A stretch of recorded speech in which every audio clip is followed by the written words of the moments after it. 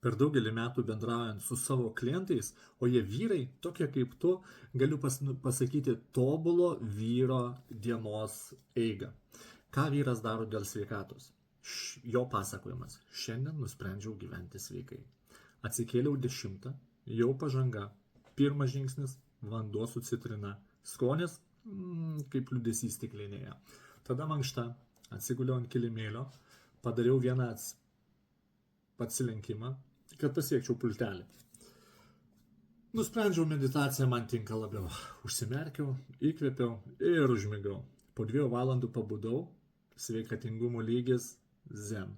Pietums salotos su vištiena ir bulvytėmis ir padažu ir kola.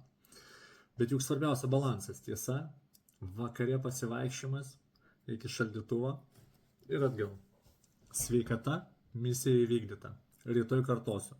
Gal. O kaip tavo diena? Jeigu panašiai, gal parašyk.